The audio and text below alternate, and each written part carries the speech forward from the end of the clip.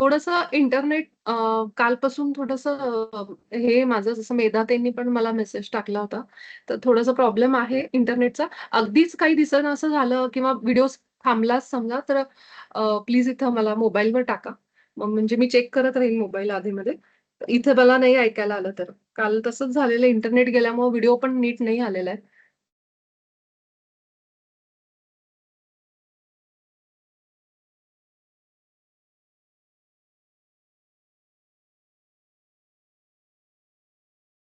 तर आपण आपला 18वा धडा सुरू केला होता काल. आपण बऱ्याचशा गोष्टी काल बघितल्या. इतरांच्या आत्मस्वीकृतीला प्रोत्साहन देणे याबद्दल आपण शिकत होतो, की आपण कसे एका सामूहिक चेतनेचा भाग आहोत आणि सामूहिक चेतना कशी आपला भाग आहे, हे आपण बघत होतो.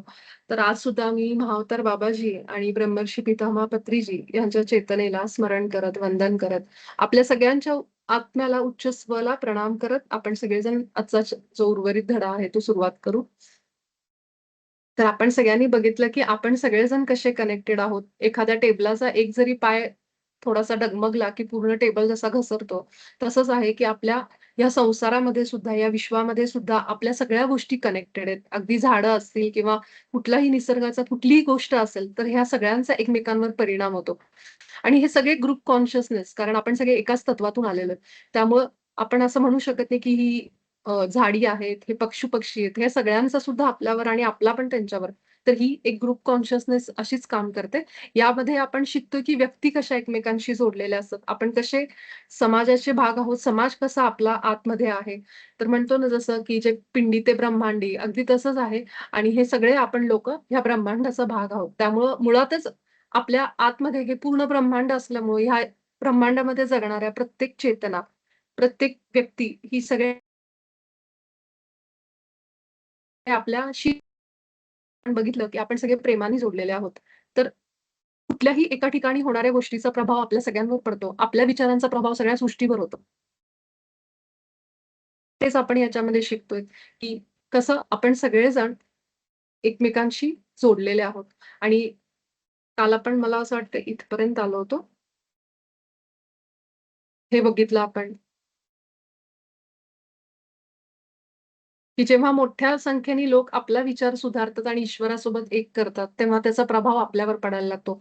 4 लोकं ध्यानाला बसली, की हळू-हळू बाकी पण गोष्टींमध्ये त्या ध्यानाच्या लहरी म्हणू शकतो किंवा तो सकारात्मक प्रभाव जो आहे, तो सगळीकडे पसरतो. एखाद्या घरामधलं जरी विचार बदलले, एखाद्या सोसायटीमध्ये फक्त एका घरातल्या लोकांनी जरी विचार बदलायला सुरुवात केले ना, तर सोसायटीमध्ये सुद्धा आपल्याला दिसेल, की लोकांची विचारसरणी बदलायला लागली न बोलता सुद्धा. मला जाऊन त्यांना सांगायची गरज नाही, की माझा विचार हा आहे. पण केवळ घरामध्ये बसल्या-बसल्या जरी आपण विचार असे बाहेर ऊर्जेने टाकत असू, तरी सुद्धा त्या पूर्ण सोसायटी, त्या पूर्ण समाजामध्ये सुद्धा मला आजूबाजूला सुद्धा बदल झालेला दिसून येतो. तर तसंच आहे, की आपल्याकडे पण बघा ना, आपल्या देशामध्ये सुद्धा मोठ्या-मोठ्या मोहिमा राबवल्या जातात. स्वच्छतेबद्दल असतील, हे अवेअरनेस असेल, की एकाला जरी वाटलं हे काय आहे, किती कचरा आहे, किती आपण कसे राहतायत लोकं, असं म्हणून जरी थोडंसं त्याच्यामध्ये जनजागृती सुरुवात झाली, की हळू सगळ्या लोकांमध्ये तो बदल दिसायला लागतो. त्यांनाही वाटतं, की खरं आपण जरा स्वच्छ वातावरणात राहिलं पाहिजे. सगळ्यांनीच स्वच्छतेचा विचार केला पाहिजे. म्हणजे एक फक्त विचार येईपर्यंत. नाहीतर जोपर्यंत सगळेच त्या परिसरात तसेच राहतात, कुणाला त्याचं घेणं-देणं नाही, तोपर्यंत ते घडणार नाही. पण एका जरी माणसाच्या डोक्यामध्ये असा विचार आला, की हे कधी बदलणार? आणि तो बदल आणण्यासाठी एक जरी माणूस उठला आणि विचार करायला लागला, तरी सुद्धा आपोआप दिसतं, की दुसरा त्याला त्याच्या विचाराला एकरूप असणारा माणूस कुठेतरी भेटतो आणि मग तो म्हणतो, "हो, मला पण तसंच वाटतं." आणि मग हळू ती प्रक्रिया जी आहे, ती मोठ्या प्रमाणावर व्यापक बनायला लागते.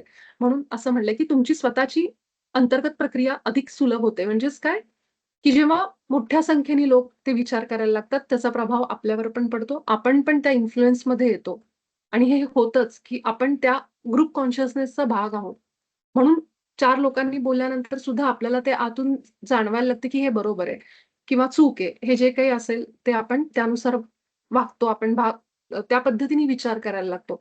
आपण असं म्हणू शकत नाही, की नाही, ह्याचं काही मला घेणं-देणं नाहीये. असं होऊ शकत नाही. तर एक प्रकारचा प्रभाव आपल्यावर पण दिसून येतो आपल्याला.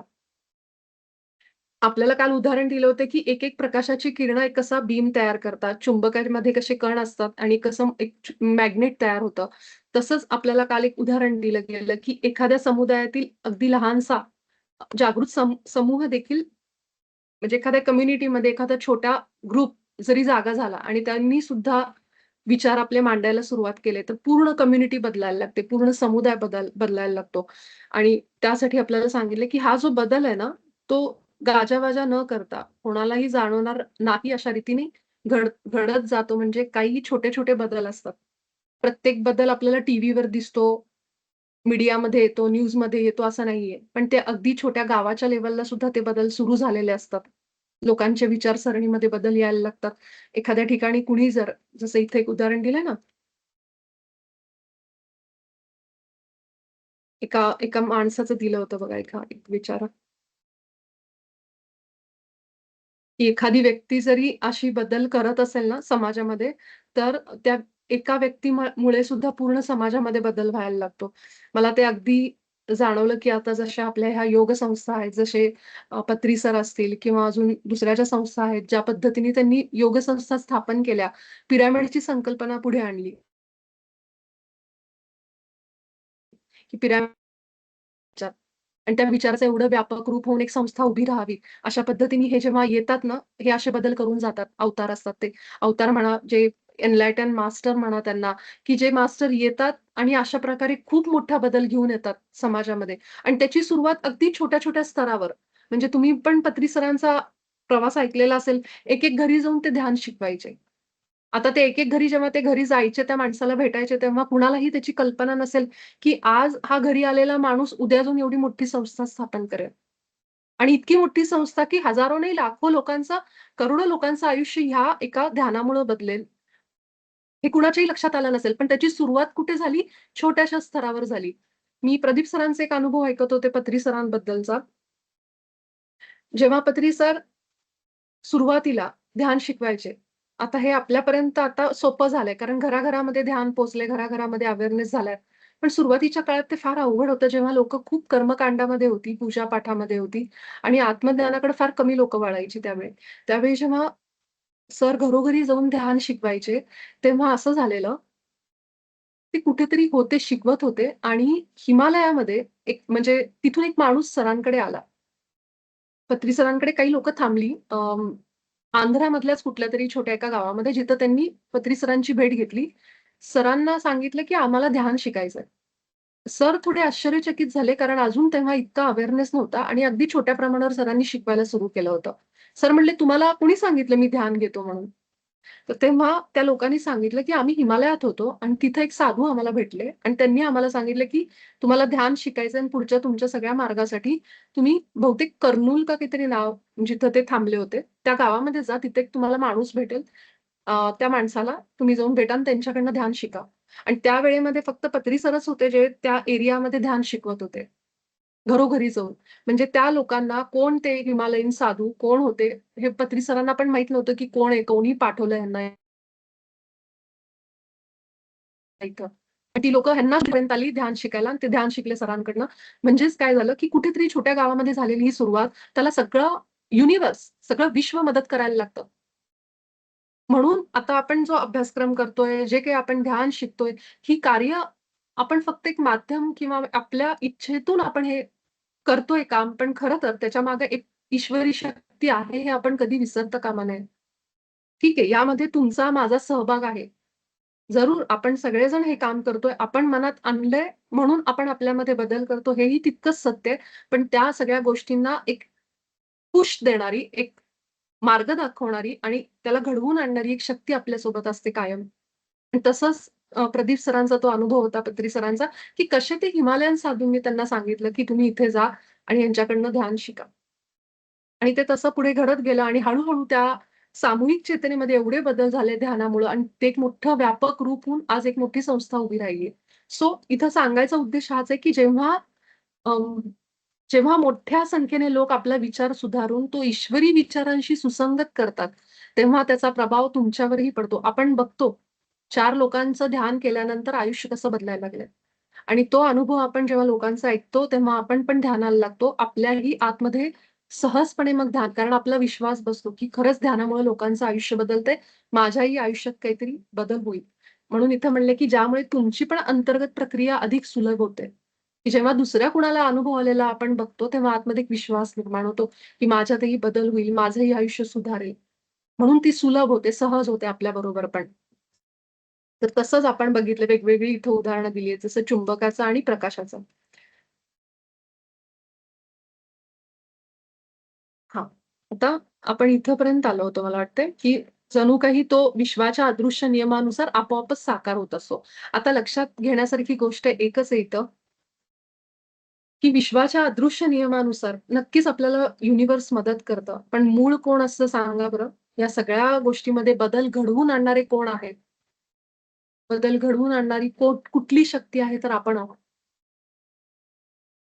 म्हणून जे त्या दिवशी मी बोलले ना काल परवाच, की क्रिस्टल, पिरॅमिड हे सगळे मदत करतात. पण पहिली आपली विचारसरणी, आपले विचार पाहिजेत, की मला हे बदल करायचेत. म्हणजे आपल्याला हे मदत करण्यासाठी आहे. ध्यान सुद्धा एक टूल आहे. एक साधन आहे आपल्या विचारांना शांत करण्यासाठी. मला आधी आतून आलं पाहिजे, की मला माझ्या आयुष्यात बदल आणायचा आहे. मी रडत बसून चालणार नाही मला. मी रडत बसून चालणार नाही. मी कुठल्याही गुरूला शरण जाऊन चालणार नाही. आज अनेक जण युनिफाईडबद्दल बोलतात. बाबाजी, बाबाजी. तुम्ही पूर्ण पुस्तकामध्ये वाचलंय. आता आपण 18व्या धड्यात आलोय. मला सांगा कुठेतरी बाबाजींचा उल्लेख आहे? पूर्ण 18 धड्यामध्ये आपल्याला दिसतंय. कुठेही बाबाजींबद्दल ना पूजा करायची, ना मंत्र म्हणायचा, ना बाबाजींचा उदो-उदो करायचाय. कुठेही त्यांचा उल्लेख नाहीये. सगळीकडे एकच गोष्ट सांगितलेली आहे, की तुमच्या आत जा, तुमच्या हार्ट स्पेसमध्ये जा आणि तिथं जाऊन तुम्ही स्वतःच्या इंट्युशनला, तुमच्या विचारांना जाणा. तुमच्या आतमधून काय आवाज येतोय त्याला ऐका. कारण बरेच जण मला असा प्रश्न विचारतात, अनेक मास्टर्सना विचारतात, की आपल्या इंट्युशनमध्ये माझे इंट्युशन कुठे आहेत? म्हणजे कुठून कसे ओळखायचे? आणि माझे नॉर्मल विचार ह्यामधला फरक कसा करायचा? आणि हेच युनिफाईडमध्ये आपण शिकतो. सुरुवातीचे धडे जर तुम्ही आठवले, तर त्यामध्ये एक वाक्य दिलं होतं बाबाजींनी, की रेडिओ स्टेशन ओळखायचंय, की कुठलं रेडिओ स्टेशन तुम्हाला नॉर्मल तुमचे जे विचार आहेत ते सांगते आणि खरं आतून येणारा आवाज कुठला आहे? हे कसं ओळखायचं हे आपण युनिफाईडमध्ये शिकतो. सो आपल्याला पूर्ण पुस्तकामध्ये कुठेही कुणाचीही पूजा करायला सांगितलेली नाही, कुठल्याही गुरूला फॉलो करायला सांगितलेलं नाहीये. जो अपप्रचार केला जातो त्याबद्दल मी बोलतीये. म्हणून आपण केवळ आणि केवळ आपल्या हार्ट स्पेसमध्ये जातो, आपल्या इंट्युशनला जोडतो, इनर गाईडन्सला जोडतो. हाच अभ्यास म्हणजे युनिफाईड आहे. तर तसंच आपल्याला इथं सांगितलंय, की विश्वाचा एक अदृश्य नियम आहे. तो अदृश्य नियम काय आहे? तो अदृश्य नियम हा आहे, की जी चेतना, जो व्यक्ती स्वतःवर काम करेल, स्वतःची मदत करेल, त्याला पूर्ण विश्व मदतीला येईल. पण आधी मी ठरवलं पाहिजे, की मला माझी मदत करायची. हा तो अदृश्य नियम आहे, की तुम्ही आधी स्वतःवर प्रेम करा, स्वतःला मान्यता द्या. माझ्या आतमध्ये ईश्वर आहे म्हणा, विश्व पण तुम्हाला पूर्ण युनिव्हर्स तुम्हाला तेच दाखवेल, जे तुम्ही विचार करता. म्हणून जे पिंडी ते ब्रह्मांडी म्हणतो आपण. माझ्या आतमध्ये जे आहे ते मला बाहेर रिफ्लेक्ट होतं. तेच मी बाहेर बघते. जशी दृष्टी तशी सृष्टी. म्हणून असं म्हणलेलं आहे, की तुम्ही पहिले बदल आणायला सुरुवात करा. तुम्ही छोट्या-छोट्या गोष्टी बदला. तुम्हाला पूर्ण युनिव्हर्स मदत करेल किंवा तुम्हाला काय बदल अपेक्षित आहे, काय अनुभव करायचा आहे, त्यासाठी सगळे तुम्हाला मदत करतील. पहिली स्वतःची मदत करा त्यासाठी. आपण इथपर्यंतच थांबलो होतो, तर इथून सुरुवात करू आपण. मेघना मेघना होती ना काल? मेघना आहे का आज? हा विपुला मी हां, वाच. आहे, पण नाही जमणार ग वाचायला. हां, ठीक आहे मुलांचा मग. अभ्यास घेते एका ठिकाणी. हां, हरकत नाही. साक्षीताई वाचताय का? काल म्हणत होत्या साक्षीताई. वाचते, वाचते, हां, वाच. वाचते. इथून वाचा बघा. अलीकडच्या पासून. हं. हं.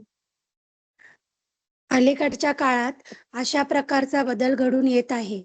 शेकडो समूह आणि असंख्य व्यक्ती पूर्णत्वाचा अनुभव घेतात. म्हणजेच स्वतःच्या उच्च आत्म्याशी, हायर सेल्फ आणि संपूर्ण सृष्टीशी एकरूप होण्याची अवस्था.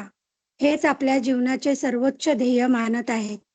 हा अभ्यासक्रम हे त्या दिव्य प्रवासाचेच एक प्रेरणादायी उदाहरण आहे. पुढचं वाचू का? हॅलो. हो, वाचा, वाचा. या शतकात मानवामध्ये आध्यात्मिक मूल्ये, सुदृढ शारीरिक आरोग्य आणि पर्यावरणाविषयी नव्याने जागृत झालेली जाणीव तुम्ही अनुभवत आहात. तसेच जागतिक स्तरावर अनेक विनाशकारी प्रवृत्ती आणि विध्वंसक प्रथांमध्ये घडत असलेले सकारात्मक परिवर्तनही तुम्ही पाहत आहात. हा बदल केवळ अशा काही व्यक्ती आणि समूहांमुळे शक्य होत आहे. ज्यांचे विचार ईश्वराच्या दिव्य विचारांशी सुसंवादी झाले आहेत. ही मुठभर जागृत माणसे आज संपूर्ण जगाच्या परिवर्तनाचे निमित्त ठरत आहेत.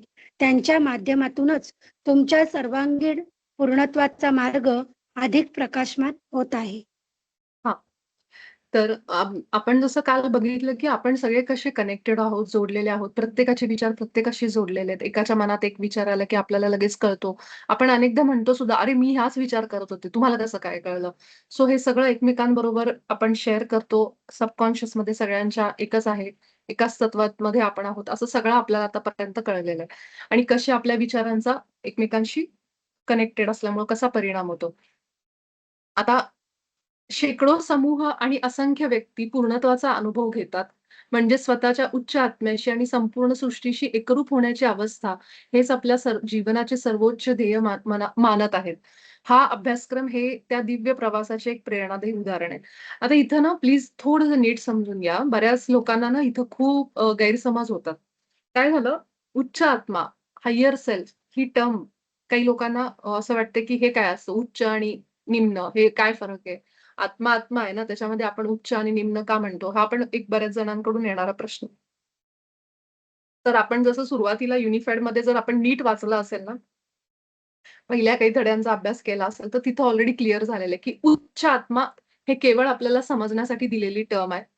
तर त्याच्यामध्ये उच्च, निम्न असं काही नाहीये. निम्न म्हणजे ह्याला बघा, आता ज्या माणसाकडून हे पुस्तक लिहिलं गेलंय, त्यांनी त्यांच्या भाषेमध्ये हे शब्द वापरलेले आहेत.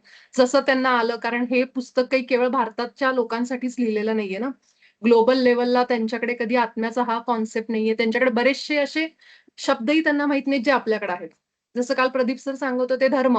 हे त्यांना धर्माला त्यांच्याकडे शब्दच नाहीयेत. म्हणजे धर्म आपण म्हणतो ना, की माणसाचा धर्म काय आहे? तो धर्म नाही, जो आपण रिलिजन म्हणतो. हिंदू, मुस्लिम ते धर्म नाही. पण माझा धर्म काय? मी एक आई म्हणून आहे, मी एक बायको म्हणून आहे. तर माझं काय धर्म म्हणजे कर्तव्य माझी काय? या स्वरूपामध्ये. त्यांच्याकडे असा शब्दच नाहीये युरोपियन लोकांकडे, असं प्रदीप सर सांगत होते. म्हणजेच काय? काही गोष्टींच्या अर्थाला दाखवणारे शब्द त्यांच्याकडे नाहीयेत. पण हे पुस्तक काही केवळ भारतीयांसाठी लिहिलं गेलेलं नाहीच आहे. हे पूर्ण मानवजातीसाठी लिहिलं गेलं. त्यामुळे हे शब्द जे आहेत ना, उच्च आत्मा, निम्न आत्मा, तिथं लगेच लोकं सुरू करतात, की हेचा अर्थ काय? हे कशाला असं दिलंय? ते तशा समजून घ्या. निम्न म्हणजे आपण जे शरीरामध्ये 5 इंद्रियांमध्ये आहोत ते लिमिटेड. मला फक्त दिसतायत, मेघना दिसतीये, साक्षीताई दिसतायत, मला मनीषाताई दिसतायत, फक्त शरीराने दिसतायत. आणि ते स्वतःला सुद्धा बघताना तेच बघतात, "अरे, आम्ही म्हणजे एवढेच आहोत." मी स्वतःला बघताना एवढंच बघते, की अरे मी म्हणजे फक्त हे शरीर आहे आणि मी मला यशामध्ये, अपयशामध्येच फक्त तोलते.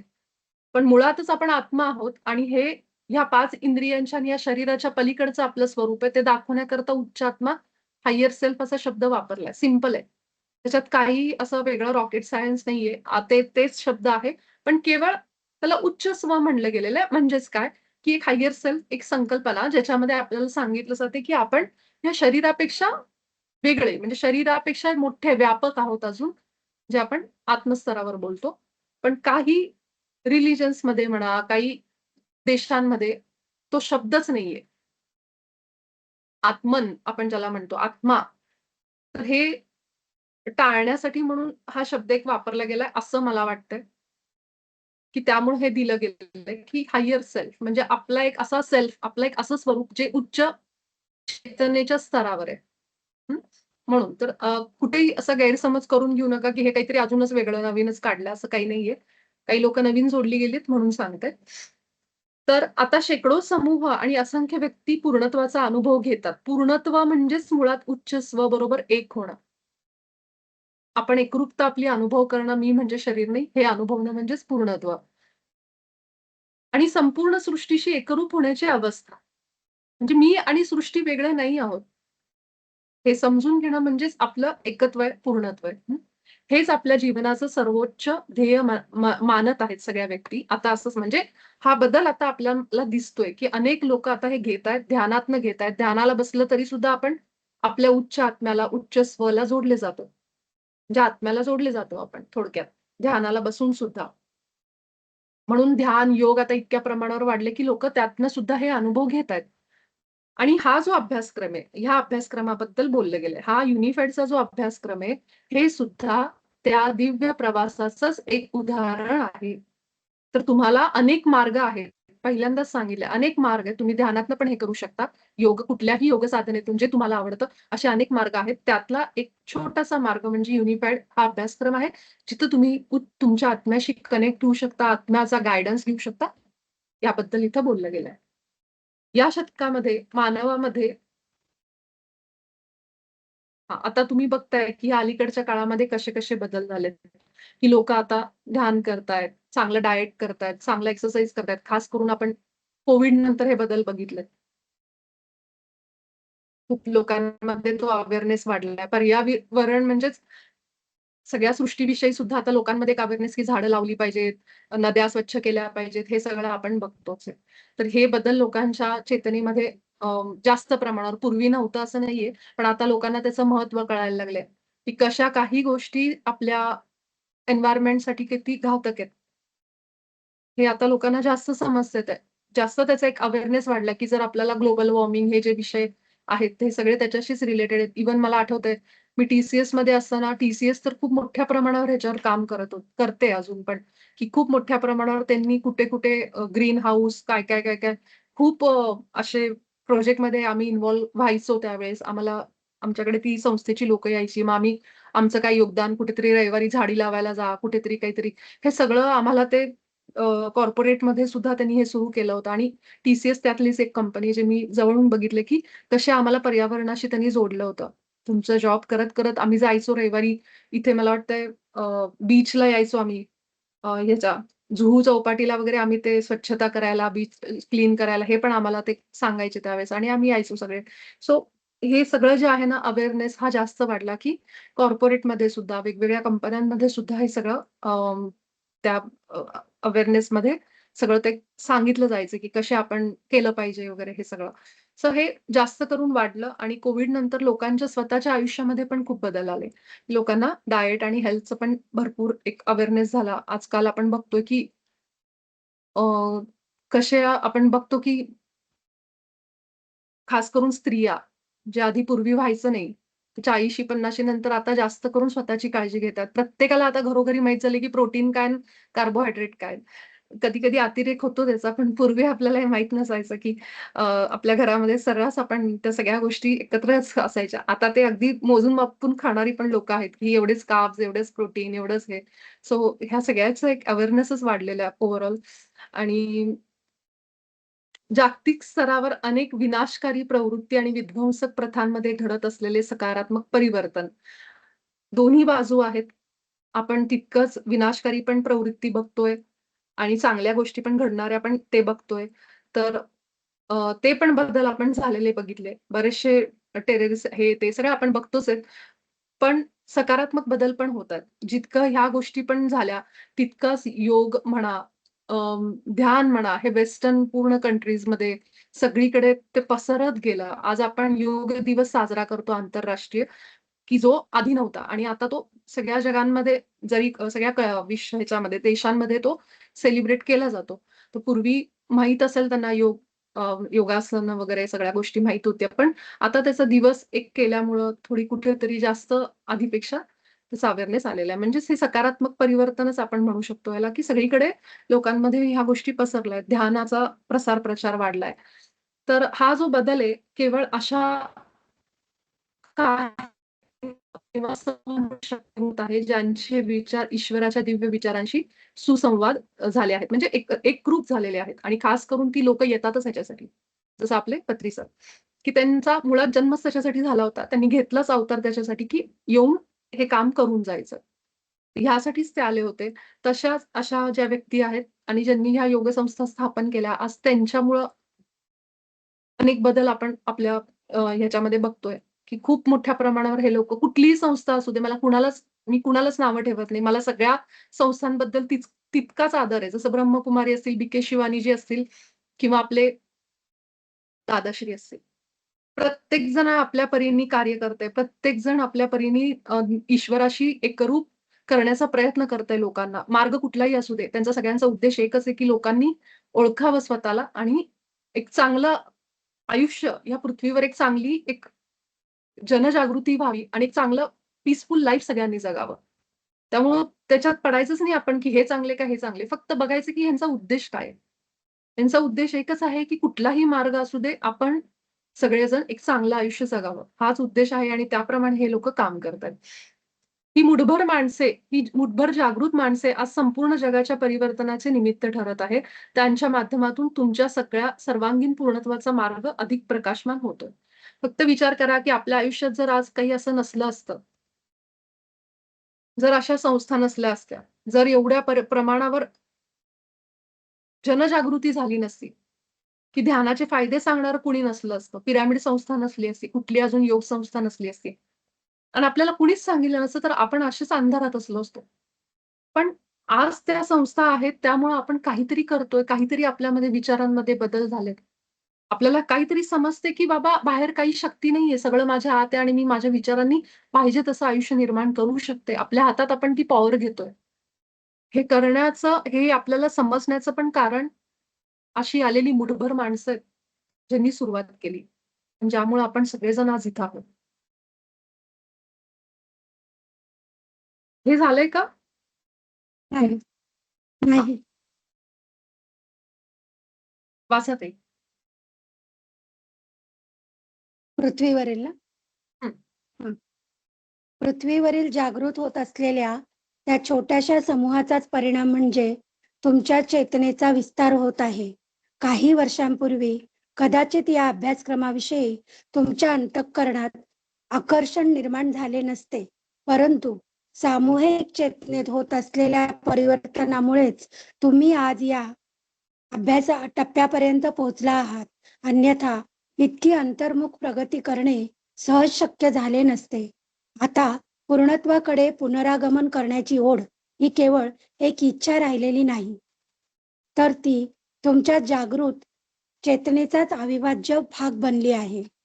म्हणूनच तुमच्या पूर्णत्वाच्या प्राप्तीसाठी प्रत्येक व्यक्ती ही ईश्वराने पाठवलेले एक माध्यम आहे. आपण सर्वजण या दिव्य प्रवासाचे सहप्रवासी आहोत. प्रत्येक जण स्वतःच्या जीवनासाठी जबाबदार असला तरी त्या जबाबदारीत इतरांच्या उत्कर्षाची आणि त्यांच्या कल्याणाचीही सूक्ष्म जबाबदारी अंतर्भूत असते. कारण जोपर्यंत प्रत्येक जीव त्या पूर्णत्वाचा अनुभव घेत नाही, तोपर्यंत तुमचे स्वतःचे पूर्णत्वही संपूर्णत्वाला पोहोचत नाही. जसे एका टेबलाचे सर्व पाय समतोल, सुसंगत आणि एकरूप असतील, तेव्हाच तो स्थिर राहतो. त्याचप्रमाणे संपूर्ण मानवजातीच्या सामूहिक उन्नतीतच प्रत्येकाच्या त्याचप्रमाणे संपूर्ण मानवजातीच्या सामूहिक उन्नतीतच प्रत्येकाच्या वैयक्तिक पूर्णत्वाचे रहस्य सामावलेले आहे. जसं आपण काल पण बघितलं, की टेबलाचा एक पाय जरी हे नसेल, तर टेबल पूर्ण ढासळून जातो. तसंच आपल्या सृष्टीला पण एक गोष्ट खूप महत्वाची, ती म्हणजे संतुलन. म्हणून आपण कुठेही दुर्लक्ष करू शकत नाही. आज आपण जेव्हा ध्यान आपल्या आनापानसती ध्यानाबद्दल जेव्हा पत्रीजी सांगायचे, सर आपल्याला सांगायचे, की तुम्ही ध्यान प्रसार-प्रचार करा.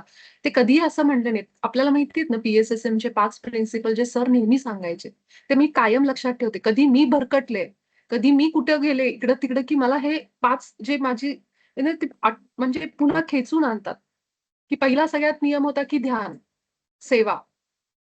तिसरं होतं ते तुमचं स्वाध्याय, सज्जन सांगते आणि 5वं होतं ते कुठल्याही मायेमध्ये, इल्युजनमध्ये न अडकणे. हे 5 प्रिन्सिपल आपण कायम लक्षात ठेवायचं. ध्यान, स्वाध्याय, तुमचे सज्जन सांगत्य, सेवा आणि कुठल्याही मायेमध्ये, इल्युजनमध्ये न अडकणे. जसं ते म्हणायचे ना, तुमचा श्वासच तुमचा गुरु हेच सत्य आहे. आपणच आपले गुरु आहोत. आज बाबाजींचं हे जे आपण वाचतोय, त्यासाठी आपल्या मनामध्ये एक प्रेम आहे. पण ह्याचा अर्थ असा नाही, की ते आपल्याला बरं करू शकतात किंवा ते आपल्याला ह्याच्यातून काढू शकतात. केवळ आपणच आपली मदत करू शकतो, दुसरं कुणीच नाही.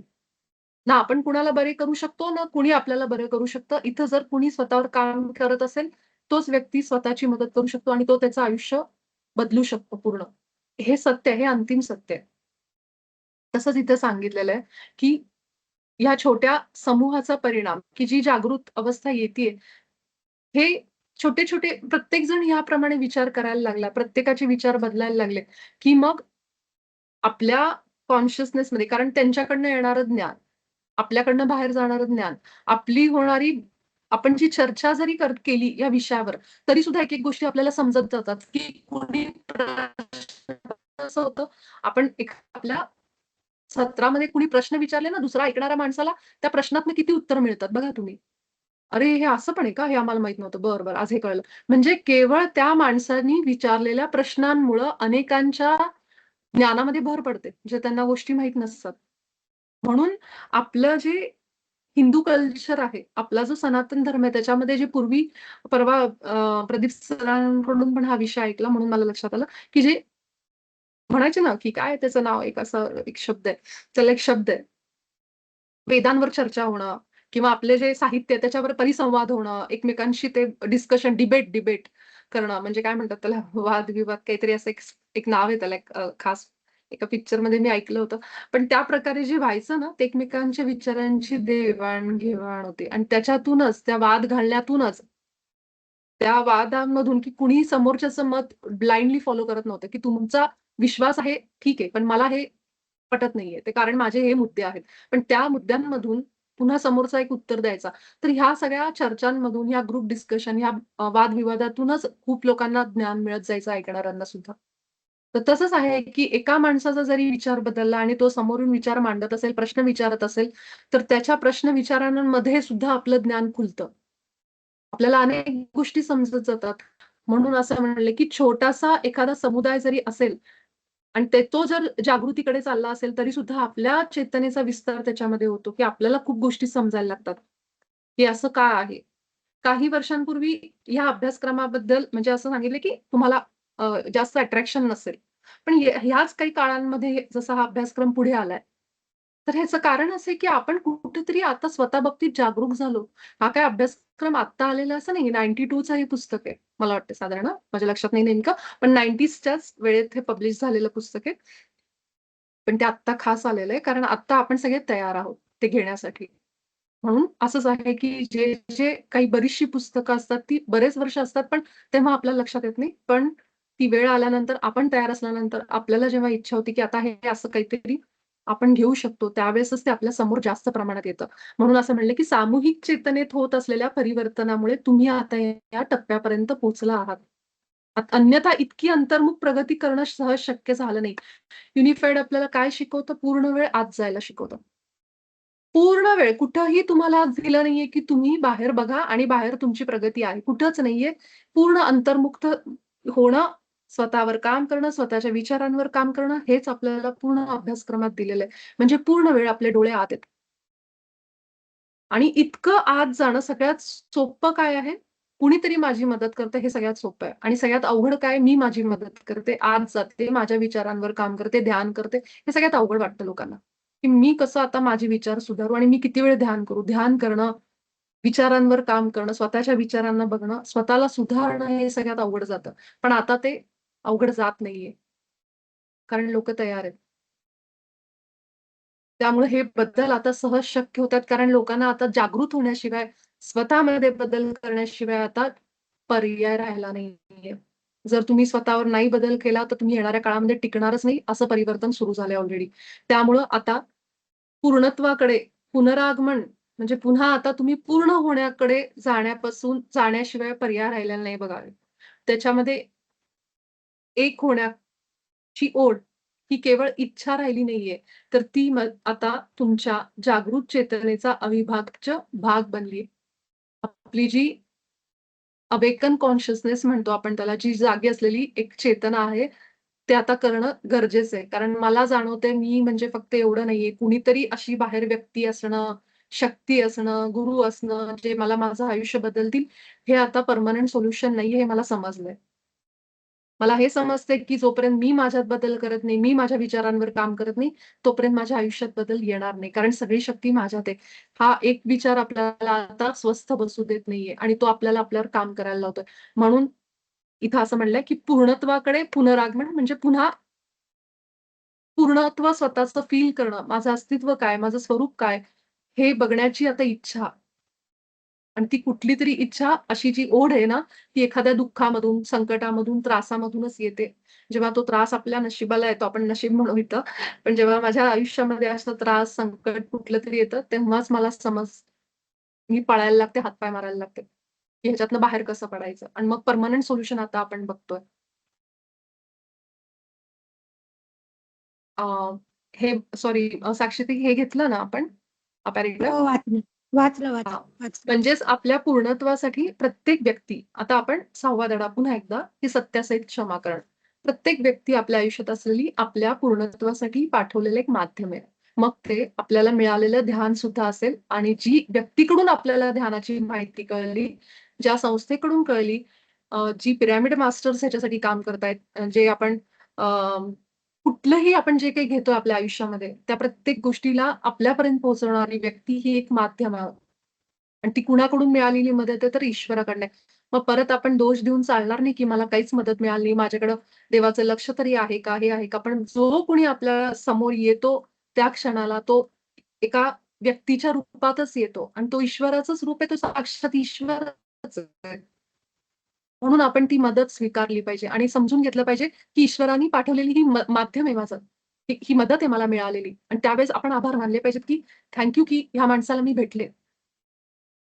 अशा प्रकारे आपण सगळेजण या दिव्य प्रवासाचे सहप्रवासी आहोत. माझा अगदी पहिल्यापासूनचा एक शब्द तुम्ही ऐकला असेल हा. मी नेहमी म्हणते, की आपण सगळे सहप्रवासी आहोत एका बोटीमधले. तर खरोखर आपण सगळे प्रवास करतोय. तुम्ही आत्ता शिकताय म्हणून तुम्ही कनिष्ठ आहेत आणि मी पहिलं शिकले म्हणून मी फार श्रेष्ठ आहे.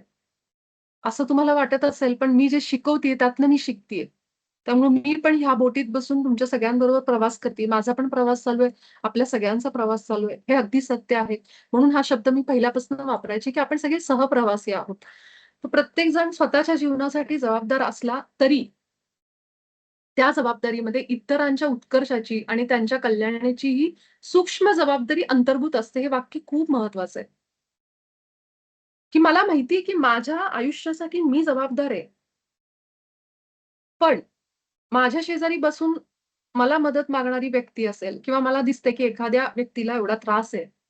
त्या व्यक्तीला मी जाऊ दे तिकडं मला काय घेणं-देणं नाही असं म्हणून चालणार नाही. ती व्यक्ती जेव्हा आपल्यापर्यंत येते, आपण तिला कुठल्याच मार्गाने नाही मदत करू शकत आहे. पण आपण तिला सांगू शकतो, की हा एक मार्ग आहे ध्यानाचा, ज्यातनं तू स्वतःची मदत करायला लाग. आपण त्याला एक थोडंफार काउन्सेलिंग, थोडंफार सांगणं हे करू शकतो. तो त्याच्यामध्ये हस्तक्षेप नाहीये. हस्तक्षेप म्हणजे न सांगता त्याला जाऊन सल्ले देणं, ते पण दुसरे काहीतरी. असे ध्यान किंवा ह्याला आपण हस्तक्षेप म्हणू शकत नाहीत. कारण आपल्याला दिसतंय, की त्या माणसाला ते दुःख आहे आणि मला त्याचं ज्ञान आहे. त्यावेळी मी त्यांना जरूर मदत करू शकते. ईश्वराच्या कार्याला कुठलाही हस्तक्षेप नाहीये, पहिली तर गोष्ट. हां, त्या माणसाला इच्छा नाहीये, तो ऐकत नाहीये, त्याचा विश्वास नाहीये. मग सोडून द्या. मग सोडून द्या. तो म्हणतोय, "नाही, माझ्यावर असल्या ह्याच्या गोष्टींचा विश्वास नाही, मी नाही करणार." मग आपण नाही काही करू शकत. आपण त्या माणसाला याबद्दल नक्कीच सांगू शकतो. म्हणून त्यांची असं होऊ शकत नाही, की आपल्या शेजारचा व्यक्ती असा बसलाय रडत आणि त्याला त्रास होतोय आणि मला काही त्याचं घेणं-देणं नाहीये. कारण कुठेतरी आपण सगळे जोडलेले आहोत. म्हणून त्यांची पण एक जबाबदारी, सूक्ष्म जबाबदारी म्हणले बरं का. त्यांच्या कल्याणाची आणि ह्याची सूक्ष्म जबाबदारी आपल्यावर पण असते, की आपण त्या समाजाचा भाग आहोत. आपण त्या ग्रुप कॉन्शियसनेसचा भाग आहोत. आज एवढे मोठे ध्यानाचे प्रोग्राम होतात ते कशासाठी? त्यांचं ते ध्यान करू शकतात की बसून. आमचं आम्ही करतोय 100 लोकं जमवली, आमचं आम्ही करतो. त्या ध्यानाचं प्रसारण होतं BMC हिंदीसारख्या चॅनलवर, अनेक चॅनल्सवर, अनेक संस्था मोठ्या-मोठ्या चॅनल्सवर हे दाखवतात. कुठेतरी तो उद्देश आहे, की घरोघरी हे पोहोचावं. प्रत्येकाने हे करावं. म्हणजे एक जबाबदारी ती घेतली जाते, की आपलं हे जे आहे ते सगळ्यांपर्यंत पोहोचावं आणि सगळ्यांच्या आयुष्यात तो बदल यावा. कारण त्यांना जाणीव आहे, त्यांना माहिती आहे, की जेव्हा पूर्ण सामूहिक चेतना बदलेल, तेव्हाच कुठेतरी आपण आपलं कार्य जे आहे, ते व्यापक स्वरूपामध्ये सगळ्यांपर्यंत पोहोचेल आणि सगळ्यांमध्ये बदल होतील. आणि ती जबाबदारी सगळ्यांना माहिती आहे. म्हणूनच हे कार्य पोहोचवलं जातंय. कारण जोपर्यंत प्रत्येक जीव त्या पूर्णत्वाचा अनुभव घेत नाही, तोपर्यंत तुमचे स्वतःचे पूर्णत्व संपूर्णत्वाला पोहोचत नाही. सो मी एक गोष्ट ऐकली होती. मला खरंच माहीत नाहीये खरं आहे का म्हणजे मी त्याच्यात पडत नाही. फक्त मी ऐकलं होतं, की जसं महाअवतार बाबाजी नी ठरवलं, की जोपर्यंत शेवटचा व्यक्ती सुद्धा पूर्ण एनलाइटन म्हणजे काय म्हणू शकतो, जागृत होत नाही त्या स्थितीला, तोपर्यंत त्यांनी देह सोडणार नाही असं त्यांनी ठरवलं, असं मी कुणाकडून तरी ऐकलं होतं. असं तुम्ही पण कदाचित ऐकलं असेल. तर ते जो पिक्चर आहे फकिरियत त्याच्यामध्ये पण ते दाखवलेलं आहे. ठीक आहे. की जसं ते म्हणाले, की मी थांबणार आहे आणि ते थांबले आणि जोपर्यंत सगळ्या पूर्ण मानवजात अगदी शेवटच्या व्यक्तीपर्यंत जोपर्यंत होत नाहीत ते बदल, तोपर्यंत ते थांबणार आहेत, असं त्यांच्या त्या पिक्चरमध्ये दाखवलं गेलेलं आहे. सो हे असं आहे, की प्रत्येक जीव हे तर फक्त मी बाबाजींचं ते एक उदाहरण मला माहीत असलेलं दिलं. पण कुठेतरी आपण जोडलेले असल्यामुळं आपल्याला ही जबाबदारी पण आहे, की दुसरा व्यक्तीसुद्धा आपल्याशी जोडलेला, आपल्याबरोबर असलेला, प्रत्येकाच्या आयुष्यात ते बदल आले, तर आपणही ते संपूर्णत्व फील करतो. ह्याचं अजून एक उदाहरण तुम्हाला देते, जे सनशाईन बिफोर विपुला द एक डॉन. बोलू का? हां, बोल ना मेघना. मी पण ना सेम गोष्ट ऐकली. तुला माहितीये ना, मी क्रियायोग शिकते. त्या हां. टीचरने पण मला सांगितलं, की बाबाजींचं एक ध्येय आहे, की सगळ्या हं, आत्म्यांना मोक्ष प्राप्त करून द्यायचा आणि त्याच्यानंतरच ते त्यांचं कार्य थांबवणार आहेत. त्यामुळे आपली हं. जबाबदारी आहे, की आपण या मार्गात येऊन ध्यान करून या म्हणजे मोहमायेपासून लांब होऊन मोक्ष प्राप्तीकडे जायचं. म्हणजे जेणेकरून त्यांचं काम सोपं होईल असं. असं त्या मला ते सांगत होत्या. खरं खोटं माहित नाही, पण हे असं म्हणतात सगळेजण. नाही हे बरोबर आहे तुझं तू म्हणालेलं अर्ध, की आपलं पण काम आहे, पण मोहमायेपासून दूर होऊन हे म्हणजे अं, आपण ह्या संसारात आलोच त्याच्यासाठी, की आपण सगळ्याचा अनुभव घ्यायचा. पण फक्त आपण आपल्या आतमध्ये जाणीव ठेवायची, की हां, कशात अडकायचं नाही आपण आणि सगळं एन्जॉय करायचा, उपभोग घ्यायचा. जसं बाबाजींचं वाक्य आहे ना, की तुम्ही सगळ्याचा उपभोग घ्या. पण त्याच्यावर मालकी गाजवायला जाऊ नका, की हेच म्हणजे त्याच्यात अडकून नाही राहायचं. आनंद, त्याचा उपभोग घ्यायचा आणि जे तू म्हणतेस ना, की कार्य आपण काय म्हणालीस तू सगळ्यांपर्यंत पोहोचवायचं. आपलं जे कार्य आहे ते ध्यानाचा प्रसार-प्रचार हे जरूर आपण करू शकतो. आणि जे बाबाजींच्या त्या पिक्चरमध्ये पण ते दाखवलेलं आहे ना, म्हणूनच मला ते लक्षात आलं, की ते तसं म्हणले. तसं आपली पण एक जबाबदारी आहे असंच सांगायचा इथे उद्देश आहे. हां, मानसी ताई बोला ना. हां, मला एक आत्मवंदन. मला एक आठवण. विचारायचं होतं, की क्रियायोग ही ह्याच्या पुढचीच पायरी आहे का? का सायमल्टेनियस दोन्ही आहे? म्हणजे मला क्रियायोगाबद्दल एवढं माहिती नाहीये, म्हणून विचारतेय. नाही, ह्याच्या पुढची पायरी असं नाहीये. क्रियायोग पण ही एक साधना आहे. जसं आपण श्वासांवर आणि चक्रांवर अशी ती साधना आहे. जितकं मला थोडंफार त्याच्याबद्दल माहिती आहे. मी खरं त्याची दीक्षा घेतली होती आणि त्याच्यामध्ये जी क्रिया असतात वेगवेगळ्या, की तुम्ही श्वासांनी तुमच्या चक्रांवर ते श्वास आपण फिरवतो. अं, त्यात असं ते आहे. पण जास्त त्याच्याबद्दल मेघना सांगू शकेल, कारण मेघना आता क्रियायोगची तिची दीक्षा घेऊन झाली आणि ती बरेच दिवस झाले प्रॅक्टिस करतीये आता. तर त्याबद्दल ती सांगू शकेल व्यवस्थित आपल्याला. तर आपण वाटलं तर ना एक सेशन मेघनाला सांगू, की थोडक्यात तू क्रियायोगबद्दल माहिती पण दे. कारण मला आता हे करून खूप वर्ष झाले, पण मला लक्षात आहे, की आम्ही त्याच्यामध्ये काय केलं होतं. तर एक क्रिया आपल्या ह्याच्यावर असते, तर ती कुठल्या पुढची अशी ॲडव्हान्स स्टेप नाहीये. पण त्याचा फायदा खूप आहे, जेवढं मला माहिती आहे त्याच्याबद्दल. नाही, पण मग आपल्या ध्यानामध्ये आपण सप्तचक्र ध्यान करू शकतो का? हो, हो. करू शकतो ना आपण. आपण जे आपलं आनापानसती ध्यान करतो ना, ते हां, श्वासांवरचं ध्यान आहे ना, तर हां. त्यामध्ये सुद्धा तुम्ही चक्रांवर तुम्ही ध्यान लावू शकता. प्रत्येक चक्रावर तुम्ही जेव्हा ध्यान लावता ना, तेव्हा त्या हो. चक्रांची जी एनर्जी आहे ती वाढतेच. कारण आपलं जिथं लक्ष जातं तिथं एनर्जी फ्लो होते. तर ह्या नियमानुसार तुम्ही जिथं कुठं लक्ष घेऊन जाताय ज्या चक्रावर, तिथली एनर्जी वाढतेच आणि आनापानसती ध्यानाने सुद्धा ते होतं. केवळ आनापानसती ध्यान केल्याने सुद्धा आपल्या चक्रांवरचं आपण म्हणू शकतो, की संतुलन संतुलित व्हायला मदत होते. पण क्रियायोग हे त्याचं थोडंसं ॲडव्हान्स टेक्निक म्हणा, की जे जास्त करून त्याच्यावरच फोकस आहे. ओव्हरऑलच करतं ते. पण चक्रांवर पण ते काम करतं. जसं मेघना त्याबद्दल सांगेल आपल्याला एका दिवशी वाटलंच तर पूर्ण. चालेल ना मेघना तुला? चालेल, पण अगदी असं तू 17 नका ठेवू, एवढी जास्त माहिती नाहीये.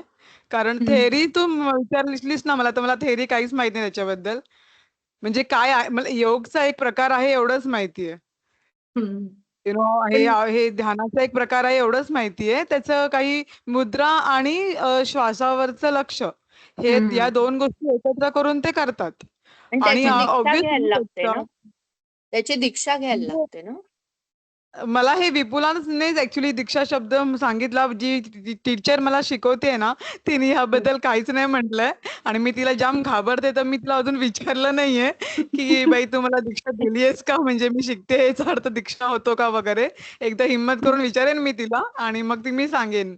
मी तिच्याशी बोलेन आधी आणि मग हवं तर मी थोडा वेळ बोलेन आपल्या सत्रामध्ये त्याबद्दल. नाही म्हणजे कसं आहे ना, म्हणजे माझा अनुभव व्हर्टिकल्स आहेत असे बाबाजींच्या जे जे काही ते आपल्याला ध्यान करून घेतात किंवा आपली जे काय प्रोग्रेस करतायत, ओके, त्याच्यामध्ये व्हर्टिकल्स आहेत. तुम्ही ह्या व्हर्टिकलनी जा वरती, त्या व्हर्टिकलनी जा वरती, तरी तुम्ही तिथेच पोचाल अशा पद्धतीचं मला आता ते एकूण पिक्चर वाटतंय. Am I right or wrong? I don't know. Hello मार्ग तर ताई. वेगवेगळे आहेतच. ज्याला जो मार्ग आवडतो तो आपण करू शकतो. की जसं हा एक मार्ग हा तुमच्या विचारांमध्ये बदल करतो आणि जो आपण ध्यान जे करतो श्वासांवरचं, ते आपल्या ओव्हरऑल ज्या गोष्टी आहेत की सगळ्याच गोष्टींवर मदत करतं. ध्यानासोबत ज्ञान पण पाहिजे ना, तर त्यासाठी आपण युनिफाईड लेवल वापर करू शकतो. हम्म. फिजिकल लेवल क्रियायोग आहे आपण ना, क्रियायोगाची आणि प्रॉपर दीक्षा घेऊनच शिकावं लागतं ते क्रियायोगाचं. बरोबर आहे. त्याबद्दल हं. नाही माहिती. मी तुला जास्त सांगेल. मी माझ्या टीचरला विचारून मग मी इथे बोलेन नक्कीच. हा हा. आणि मी जेवढं ऐकलंय ना, तर क्रियायोग हे दीक्षा घेऊन करावं लागतं हे मला दीक्षा माहिती पण घेऊन मी हो त्याच्यात हो. पुढे करावंच गेले नाही, लागते. कारण मी आनापानसती ध्यानच मोस्टली प्रेफर करते. कारण मी ते पण सिंपल केले आहे. क्रियायोग. हां. त्यामुळे मी लागते, करते. दीक्षा घ्यावी लागते घ्यावी आणि लागते. मगच ते शिकवतात. हं, हम्म. मी पण केलाय क्रियायोग. हं. त्यामुळे. पण तसं तुम्ही म्हणताय ते बरोबर आहे मानसी ते, की वेगवेगळे मार्ग आहेत. त्याच्यापैकी काही लोकं क्रियायोग जास्त हे करतात. काही लोकं कुठल्या अजून दुसऱ्या भक्ती मार्गाने जातात. काही लोकं म्हणजे मला आनापानसती ध्यान जास्त छान वाटतं, सिंपल आहे. त्यामुळे मी ते जास्त फॉलो करते आणि अ, असे पुस्तकं वाचन वगैरे. तर हा एक साधा मार्ग माझा मी स्वीकारलेला आहे, की युनिफाईड तर आहेच आहे, हां. प्लस बाकीची पुस्तक वाचन करणं, म्हणजे ज्ञान घेणं, जे पितामहांची सूत्र आहेत ती मी फॉलो करते. मला जास्त ते सोपं वाटतं. म्हणून मी ते करते. कारण हां. क्रियायोगाला करायला बसणं म्हणजे ती क्रिया आहे. श्वासांचीच क्रिया आहे ती कधी-कधी मला जमत नाही. मग मला असं वाटतं, की आपलं आनापानसती बरं आहे. म्हणून मी त्याच 2-3 गोष्टी फॉलो करते, ज्या मला आवडतात म्हणून. म्हणजे प्रत्येकाने स्वतःला जे सूट होईल त्या हां. पद्धतीने तुम्ही त्याच्यामध्ये पुढे जाऊ शकता. येस, म्हणजे येस, येस. तुमची प्रोग्रेस जास्ती त्या पद्धतीने होऊ चांगली शकते. होते. करेक्ट. हां. कारण मी क्रियायोगबद्दल इतक्या लोकांचे अनुभव ऐकलेले आहेत ना, की खूपच ते साधनेत पुढे गेलेली म्हणजे ते सांगतात, खूप अनुभव सांगतात. त्यामुळं मला असं वाटतं, की त्यांना ते मार्ग त्यांनी निवडलेला असतो. त्यामुळे त्यांना ते छान आहे, व्यवस्थित सूट होतं. कुठलाच तो वाईट मार्ग नाहीये. पण मला आनापानसती युनिफाईड आणि बाकी पुस्तक वाचन ह्याच्यातच मला छान वाटतं. तो तसा हं. निवडलाय. जसं मेघनासमोर पण मी हा विषय फक्त काढला होता. आम्ही एक असंच बोलत होतो डिस्कशन. तेव्हा मेघनानी मला विचारलं, की क्रियायोग काय आहे वगैरे, वगैरे म्हणल्यावर मी तिला म्हणलं, "मला खरंच माहीत नाहीये, पण हे एक मास्टरचा मी तुला नंबर फार तर देऊ शकते. तू त्यांच्याशी बोल." त्याप्रमाणे मी त्यांना तिला फक्त नंबर घेऊन दिलेला बहुतेक. नाही, तिला सांगितलेलं पण बहुतेक तिने तरी Facebookवरूनच काढलेलं बहुतेक माहिती. तर मला हां, जेवढी ह्या ज्या माहिती मॅडम होती आहेत ना हं. बोलू का? हां, ह्या मॅडम ज्या आहेत त्या Facebookवरच भेटल्या होत्या. ज्योती हां. म्हणून त्यांचं नाव आहे. फेमस आहेत Facebookवर. दिव्यांगिनी नाव ठाण्याच्या म्हणजे ना, Facebookवर त्यांचं नाव दिव्यांगिनी आहे. ठाण्याच्या आहेत तर वाटतं त्या. त्यांच्याकडून मी शिकली असं. हां. हम्म, हम्म, तर आणि आता मी मला 2 स्वतःहून महिना कोणाला झाले सांगायला नाही जात, कारण मला आनापानसतीचा छान अनुभव आहे. म्हणून मी त्याबद्दल बोलते. मला क्रियायोगचं असलं असतं तर मी क्रियायोगबद्दल बोलले असते. पण मी फक्त तिला माहिती दिली, की ती मला विचारलं म्हणून. तिने मला स्वतःहून विचारलं, की क्रियायोग काय आहे? कसा आहे? मी तिला म्हणलं, "हे बघ, मी घेतलेली दीक्षा, पण मी फार नाही केला. मला काही त्याचा अनुभव नाहीये. त्यामुळे मी बोलू शकत नाही. तुला फार तर फार कुणाचा तरी कॉन्टॅक्ट देईन, जे त्याच्यामध्ये मास्टर आहेत ते. कारण मग जे आपल्याला माहिती तेच आपण सांगावं असं मला वाटतं. मग आनापानसतीचे भरपूर अनुभव आहेत. तेवढंच मी लोकांना सांगते. मला जेवढं माहिती आहे तेवढं. तर असं आहे आणि तुम्ही पण तुमचं म्हणतो ना, की माहिती घेऊन व्यवस्थित माहिती घेऊनच करा. कसे अनुभव आहेत, काय आहे. नाहीतर आपलं सगळ्यात सिंपल आपलं श्वासांवरचं हे पण ध्यान, आनापानसती ध्यान हे सगळंच आपल्याला मदत करतं. आपले चक्रांचं संतुलन जे काही असेल मला ह्याच्यानेच खूप फायदे होतात. म्हणून मी दुसरीकडे कुठं जात नाही असं होतं माझं. हं. ओके. तर त्यामुळं काय इथं सांगितलंय, की तुम्ही दुसऱ्यांचं जेव्हा आपण एक म्हणतो ना संपूर्णत्व, ते पण त्यांच्यासोबत आपलीही एक सूक्ष्म जबाबदारी असा इथं शब्द वापरलाय, की आपण असं ज्या समाजात राहतो तिथं पूर्णपणे आपण त्याला दुर्लक्ष करून चालणार नाही. म्हणून आपण जी लोकं भेटतायत, ज्या लोकांना गरज आहे त्यांना आपण ध्यान, प्रसार, प्रचार ह्या गोष्टी आपण करू शकतो आपल्याकडनं शेअरिंग त्या गोष्टी. चांगलं एखादं पुस्तक असेल तर आपण एकमेकांना सांगतो. कशासाठी? की बाबा मला या पुस्तकाचा छान अनुभव आलाय, तुम्ही पण वाचा. तर हेच आहे, की एकमेकांना मदत करून आपण त्या सांगतो. तर त्याच्यामध्ये कुठलाही हस्तक्षेप नाहीये, कुठली वाईट भावना नाही. जे काही आहे ते त्या माणसाचंही चांगलं होईल आणि त्या माणसाचे विचार बदलले, त्याच्यामध्ये आयुष्यात बदल झाला, तर कुठेतरी त्याच्या विचारांनी, ऊर्जेनी, त्याच्या व्हायब्रेशन्सनी सगळ्याच समाजाला त्याचा फायदा होईल. हाच एक आपला चांगला इंटेंट असतो त्याच्यामागे. है ना? तर त्याचप्रमाणे संपूर्ण मानवजातीच्या सामूहिक उन्नतीत प्रत्येकाचा वैयक्तिक पूर्णत्वाचे रहस्य सामावलेले आहे.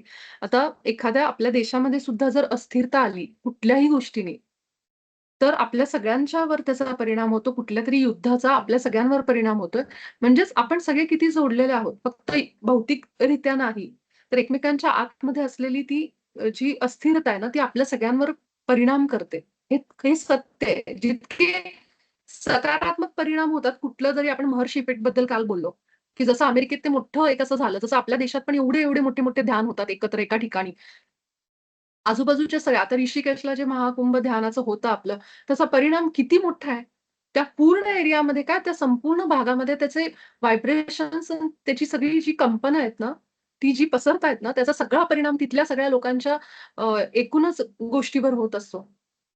तसंच आहे, की जसं निगेटिव्ह होतं तसंच पॉझिटिव्ह पण तो इम्पॅक्ट होतो, परिणाम होतो. याबद्दल इथं सांगितलंय, की प्रत्येकाचं प्रगती या सगळ्या सामूहिक चेतनेवर पण अवलंबून आहे. म्हणून आपल्याला ती जबाबदारी आहे आपल्यावर पण.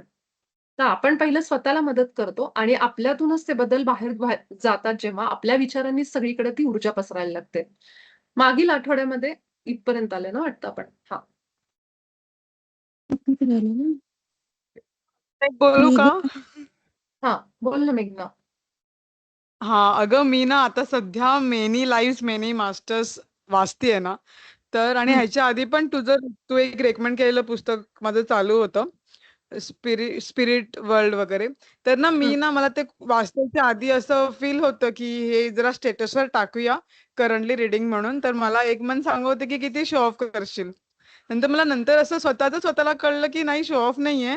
प्युअर इंटेन्शन आहे, की लोकांना थोडं क्युरिओसिटी वाटेल, पुस्तकं वाचतील, ह्या मार्गात येतील आणि लिटरली तेवढंच इंटेन्शन होतं आणि म्हणून मी टाकलं ते हे काल स्टेटस, की मी हं, वाचते आणि लिटरली 2-3 जणांचे खूप चांगले रिस्पॉन्स आले त्याच्यावर. हं, हं. म्हणजे त्यांनी वाचायला वगैरे सुरुवात केली. माझं बघून पुस्तकं घेतली वगैरे. तर छान वाटलं. म्हणजे हे तू आता वाचलंस ना हे ह्या धड्यामधलं, हां, तर ते हां. मला थोडं कनेक्ट झालं. आणि मेघना तू हे सांगितलं फार बरं झालं. मला इथं सगळ्यांना एक गोष्ट सांगायची आहे. बघा, तिचं इंटेन्शन काय होतं? प्युअर इंटेन्शन होतं. पण आजकाल आजकाल म्हणण्यापेक्षा लोकं त्याचा आपल्या दृष्टीने अर्थ काढतात. एखादा माणूस म्हणेल, "कशाला शो ऑफ करतीयेस, पुस्तक वाचते" आणि एखादा माणूस म्हणेल, "थँक हे मला तू सांगितलं." सो आपण पॉझिटिव्ह साइड बघायची.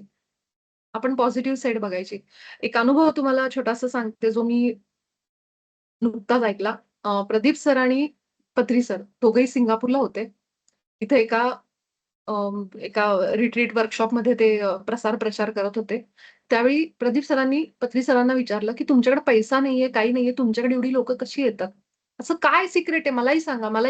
मलाही माझ्यामध्ये ते बदल करायचेत आणि मलाही ते अनुभव घ्यायचा जे तुम्ही अनुभवताय, की एवढी लोकं तुमच्याकडे कशी काय अट्रॅक्ट होतात?" मग पत्री सर थांबले आणि त्याला विचारलं, "खरंच तुला माहीत करून घ्यायचंय का?" ते म्हणले, "हो, मला सांगा तुम्ही कशामुळे तुमच्याबरोबर असं?" तेव्हा सरांनी खूप छान वाक्य त्यांना सांगितलं, जे मला खूप आवडलं. ते म्हणाले, की जी कुठली लोकं माझ्याकडे येतात ना, मी त्यांच्यामधली सौंदर्य बघतो, त्यांच्यातली ब्युटी बघतो. खूप दोष असतील त्यांच्यामध्ये, इम्परफेक्शन असेल त्यांच्यामध्ये आणि खूप अ, अ, काय म्हणतात, खूप अवगुण असतील त्यांच्यामध्ये. पण मी केवळ बघतो त्या माणसाची पॉझिटिव्ह साइड, त्याच्यामध्ये काय छान आहे, ते सौंदर्य काय आहे, त्याला मी उचलून धरतो.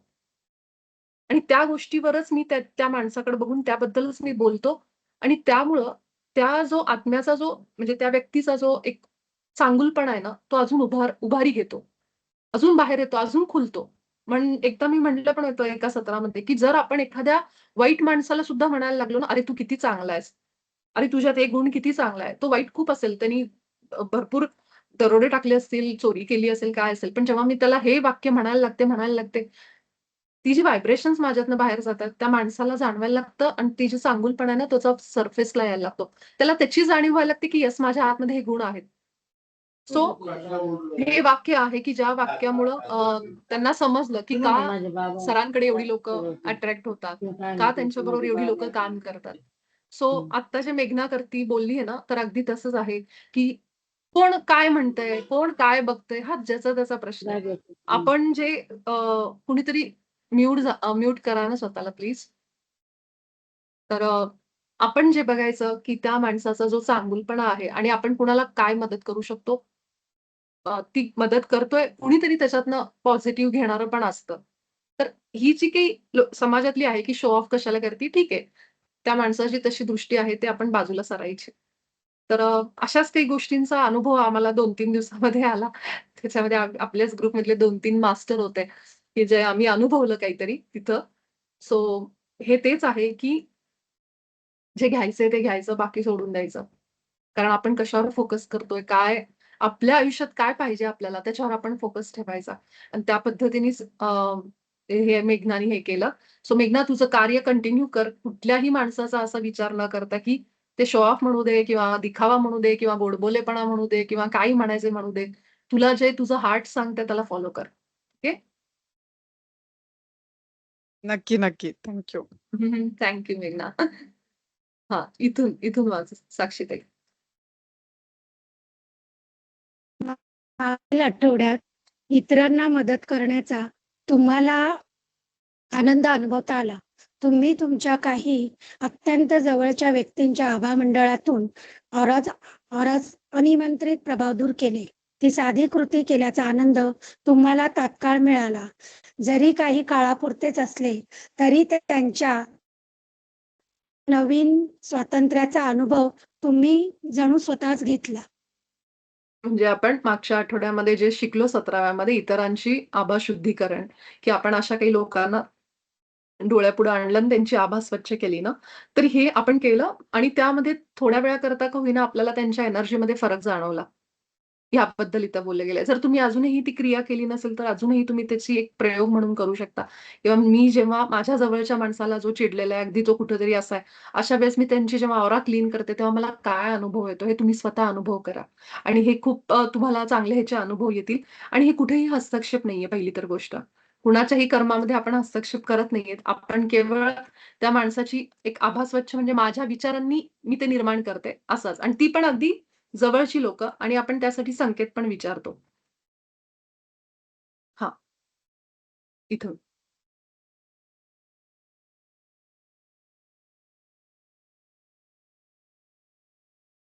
इथून वाचा साक्षीताई.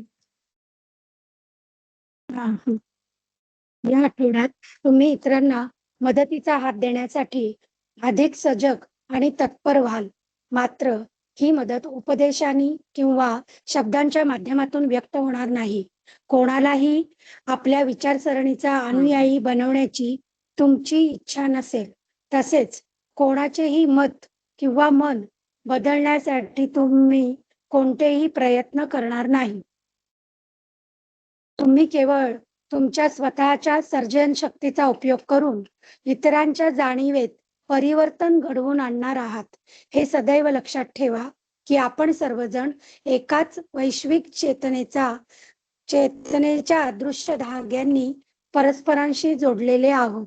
तुम्ही जे विचार करता आणि ज्यावर विश्वास ठेवता, त्याचा प्रभाव तुमच्या सभोवतालच्या प्रत्येकावर, खरे तर संपूर्ण पृथ्वीवरील प्रत्येक जीवावर पडतच असतो. जेव्हा तुमचे विचार ईश्वराच्या सर्जनशील विचारांशी एकरूप होतात, तेव्हा त्यांचा प्रभाव तुम्ही स्वतः घडवलेल्या विचारांपेक्षा हजारो पटींनी अधिक सामर्थ्यवान ठरतो. करेक्ट. म्हणजे ह्या आठवड्यामध्ये ह्याच्या धड्याचं नावच आहे, की इतरांच्या आत्मस्वीकृतीला प्रोत्साहन देणे. आता इथं आपण एक लक्षात घ्यायचंय, इथं बरेचसे गैरसमज होऊ शकतात. जे आपण ऐकलंय आणि इथं जे सांगितलंय. त्यामुळं इथं आत्ता खूप छान क्लिअर करून घ्या डोक्यामध्ये, की कुठेही आपण कुणालाही बदलायला जात नाहीये. की मी कुणाला तरी माझ्या विचारांनी बदलू शकते. मी कुणामध्ये तरी परिवर्तन करू शकते. हे जे आहे ना, हे थोडा फरक समजून घ्या इथं. हा आपण खूप व्यवस्थित बदल म्हणजे फरक समजून घेतला पाहिजे, की इथं आपण मदत करणार आहोत कुणाला तरी, की मदत करायची आपल्याला म्हणजे जसं इथं म्हटलं ना, की तुम्ही मदतीचा हात देण्यासाठी आपण करणार आहोत. पण ती मदत उपदेशाने किंवा शब्दांनी नाही किंवा कुठल्यातरी माणसाला माझ्या विचारांचं मी डॉमिनेट करणार नाही आणि त्याला म्हणणार नाही, की तू मला फॉलो कर. आणि मी जे सांगते, मी माझं जे मत आहे किंवा मी जे म्हणते तेच खरं आहे, अशा पद्धतीने नाही. आपल्या घरातली अशी लोकं आहेत, जी आपल्याला दिसतायत, की ज्यांच्यामध्ये अ, बदल करणं फार अवघड आहे. अशा लोकांना आपण नाही बदलू शकत. ते कुठेही त्यांना आपण डॉमिनेट करणार नाहीत किंवा एक कुठलंतरी त्यांच्या डोक्यात आता हे घालतेच मी आणि मी ह्यांना बदलते असं आपण नाही करू शकत. खूप व्यवस्थित समजून घ्या. तर हा एक थोडा छोटा फरक आहे, जो आपल्याला समजून घ्यायचा आहे, की आपण इथं कुणालाही बदलणार नाही. पण, पण आपल्याला एक शक्ती मिळालेली आहे, ती म्हणजे क्रिएशन पॉवर. आपल्याला सर्जनशक्ती म्हणजे ज्याच्यातून आपण काहीतरी निर्माण करतो, ही शक्ती आपल्याकडे आहे. तर त्या शक्तीचा उपयोग करायला बाबाजी इथं आपल्याला सांगतायत, की इतरांच्या जाणीवेमध्ये परिवर्तन घडवून आणणार आहात. आता कशामुळं? तर आपण सगळेजण एकाच वैश्विक चेतनेचा भाग आहोत. आता हे ज्याला समजतंय, की मी, ती समोरची व्यक्ती, ही व्यक्ती हे सगळेजण एकाच कॉन्शियसनेसमधून आलेल्या वेगवेगळ्या कॉन्शियसनेस आहोत आणि सगळे एकमेकांशी जोडलेले आहोत. तुम्ही जे विचार करता आणि ज्यावर विश्वास ठेवता, त्याचा प्रभाव तुमच्या सभोवतालच्या प्रत्येकावर, खरं तर संपूर्ण पृथ्वीवरील प्रत्येक जीवावर पडतो. म्हणून त्या दिवशी जे आपण वाक्य ऐकलं, की भूकंप झाला, कुठे काही झालं, तर आपण पण त्याचा पार्ट आहोत. आपल्या प्रत्येकाच्या विचाराच्या व्हायब्रेशन्सचा, कंपनांचा परिणाम संपूर्ण पृथ्वीवर आणि आपल्या आजूबाजूला असणाऱ्या प्रत्येकावर होतो. घरामध्ये एखाद्या व्यक्तीची चिड होत असेल, तर त्या माणसाला बघून प्रत्येक माणूस वैतागून जातो. कुणी आजारी असेल, तर प्रत्येकाला त्याचा एक प्रभाव होतो. असं होऊ शकत नाही, शेजारी खूप आजारी माणूस आहे आपल्या रूममध्ये आणि आपण म्हणतो, "जाऊ दे तिकडं. आम्हाला काही नाही फरक पडत." असं होऊच शकत नाही आपण एका घरामध्ये. तर ते जसं आहे, की एखादा माणूस आपण प्रत्येकजण ह्यातून कधीतरी गेलेलो आहे, की आपण खूप सकारात्मक विचार करायला जातो. पण घरातल्या लोकं जी असतात ती त्या विचारांमध्ये नाही येत आणि त्यांच्या नकारात्मकतेचा परिणाम आपल्या सगळ्यांवर होतो, की आपली चिड व्हायला सुरू होते. हे सत्य आहे ना. म्हणजेच काय, की आपण असं होऊच शकत नाहीत, की त्यांचे परिणाम आपल्यावर नाहीत, आपले परिणाम त्यांच्यावर नाहीयेत. तर प्रत्येकजण जसा विचार करतोय, तसंच आजूबाजूची जशी परिस्थिती असते, तसंच आपण जगामध्ये सुद्धा, पृथ्वीवर सुद्धा एका लेव्हलला सगळेजण प्रभाव टाकत असतो. म्हणूनच आपण आत्ता ध्यान आणि प्रसार-प्रचार वाढवतोय, जेणेकरून सगळेजण आपल्या आतले जोडले जावेत. सगळ्यांचे विचार ईश्वराच्या विचाराशी एकरूप व्हावेत, हाच त्याचा उद्देश आहे. आणि तेव्हा तुमचे विचार ईश्वराच्या सर्जनशील विचारांशी एकरूप होतात, तेव्हा त्यांचा प्रभाव तुम्ही स्वतः घडवलेल्या विचारांपेक्षा हजारो पटींनी अधिक म्हणजेच जेव्हा मला हे समजतं आणि मी जेव्हा विश्वास ठेवायला लागते, विचार करायला लागते चांगला ईश्वरासारखा, तेव्हा माझ्या विचारांनी मी जे निर्माण करते ना, त्याच्यापेक्षा मी ईश्वराच्या विचारांमध्ये जशी असते, प्रेम, करुणा ह्या सगळे विचार माझे आहेत. त्यावेळेस जे निर्मिती होते, जे काही घडतं, ते हजारो पटींनी जास्त असतं, कारण आपले विचार बदललेले असतात. तर आपण आपल्या विचारांनी काहीही निर्माण करू शकतो, शक्तिशाली असं थोडक्यात इथं म्हणायचंय आपल्याला. हां, मग आता हे सगळं आपण ऐकलं. आता समजून घेतलं, की आपल्या प्रत्येकाच्या विचाराचा कसा परिणाम होतो समाजावर, पृथ्वीवर, सगळ्या एकमेकांवर, हे सगळं आता आपण इतक्या वेळ समजून घेतलं. आता करायचं काय आहे या आठवड्यामध्ये, की जवळच्या व्यक्ती ज्यांना आपण इतरांच्या आत्मस्वीकृतीला प्रोत्साहन म्हणलं, इन्स्पायर म्हणजे त्यांना काय म्हणतो, प्रोत्साहन देणं. हे म्हणजे नेमकं करायचं काय त्याच्यामध्ये, हे आपण ह्या पॅराग्राफमध्ये बघू. मला वाटतं 2च पॅराग्राफ राहिलेले आहेत, जिथं आपल्याला ह्याच्यामध्ये समजेल आता. हं. हां, साक्षीताई इथून वाचा.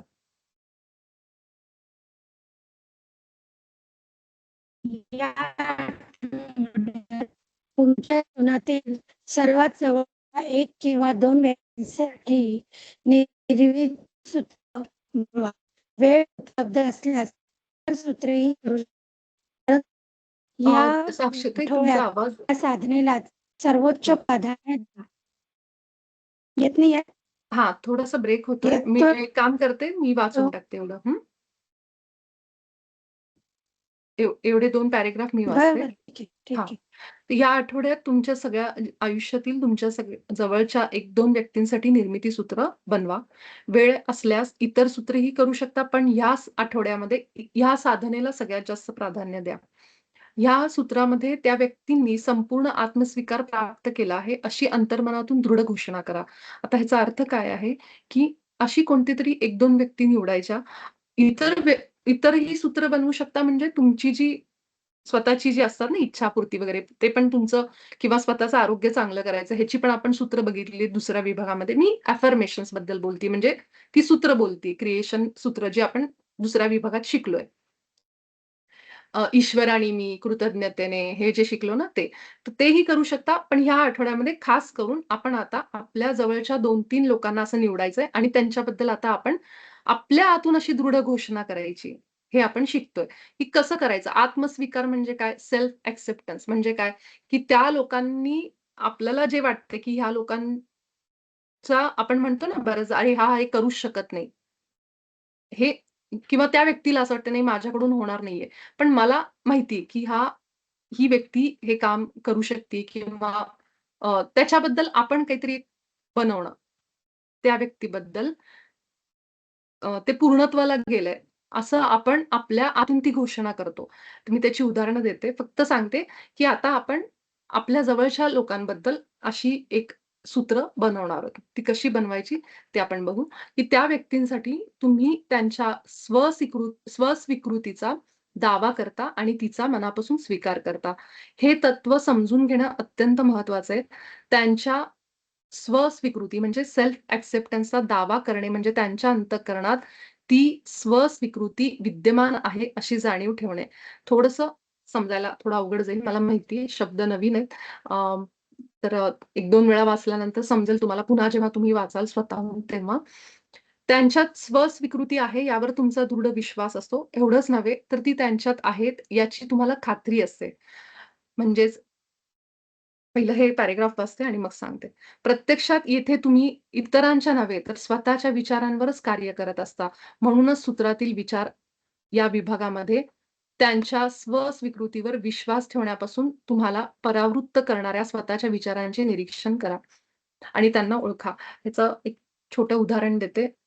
आमच्या घरातली छोटी मुलं असतात, तर आई त्यांची सांगत असते, "मुलं जेवतच नाहीत. माझा मुलगा अभ्यासच करत नाही. माझा मुलगा माझा ऐकतच नाही." हं. हे जे काही आपण म्हणतो, आपल्याला माहिती आहे, की त्या मुलांचं वागणं तसं आहे किंवा आपल्या जवळच्या कुठल्याही व्यक्तीबद्दल आपण एक आपलं जे मत असतं किंवा ती व्यक्ती जशी वागत असते, हे आपल्याला माहिती आहे. आपल्या रोजच्या निरीक्षणामध्ये आहे. पण इथं आपण काय करतोय, की त्याबद्दल एक सूत्र बनवतोय. आपल्या मनामध्ये एक ठाम विश्वास. जरी ती परिस्थिती आत्ता तशी नाहीये, तरी सुद्धा आपण आपल्या मनामध्ये एक एक घोषणा करतोय, की ती व्यक्ती म्हणजे आता लहान मुलं असेल, तर माझी मुलं व्यवस्थित जेवण करतात. किंवा ही व्यक्ती अ, माझ्यासोबत अगदी प्रेमाचं नातं आहे. म्हणजे जसं आपण इच्छांचं बघितलं होतं ना, अगदी तसं आहे. पण ह्यामध्ये आपण त्यांच्या काय म्हणू शकतो आपण अ, स्वस्वीकृती म्हणजे त्यांच्यामध्ये होणारा बदल ह्याबद्दल आपण तो दावा करतोय. त्याच्यामध्ये कुठेही जरी ती व्यक्ती आत्ता तशी नाहीये, तरी सुद्धा आपण त्यासाठी एक असं सूत्र बनवतोय, की जे मी माझ्या अंतःकरणामध्ये बोलते, माझ्या आतमध्ये बोलते आणि कारण मी माझ्या विचारांनी निर्माण करते. त्यामुळं आपल्याला हे करता येऊ शकतं, असं सांगितलंय. कारण आपण सगळे जोडलेले आहोत. एकाच चैतन्याचा, एकाच चेतनेचा आपण भाग आहोत. आता पुढे ह्याबद्दलही सांगितलंय, की याच्यामध्ये कुठेही एकमेकांच्या कर्मामध्ये हस्तक्षेप नाहीये. तर कसा नाहीये, हे याबद्दल पण माहिती दिलेली आहे आपल्याला. कारण हे आपण आपल्या आतमध्ये बनवतोय. आपण त्याच्यावर लादत नाहीये. कारण हे वाक्य लक्षात घ्या, इथं जे वर दिलंय, की उपदेशाने आणि शब्दांच्या माध्यमातून नाही व्यक्त होणार आपण किंवा कुणालाही डॉमिनेट करणार नाही. तू असंच केलं पाहिजे, माझ्या म्हणण्यानुसारच वागलं पाहिजे, आपली मतं कुणावर लादणार नाहीयेत. हे माध्यम आपण नाही वापरणार आहेत. ह्याचं सगळ्यात सुंदर उदाहरण देते, ज्याबद्दल मी आता बोलतेय थोडंसं समजण्यासाठी म्हणून. मला इच्छा आहे, की मी ह्या वर्षामध्ये 1,00,000 लोकांना ध्यान शिकवणार आहे. आता ही 1,00,000 लोकं जी आहेत, त्यांना मला ध्यान शिकवायचं आहे, याचा अर्थ मी त्या लोकांच्या कर्मामध्ये हस्तक्षेप करतीये का?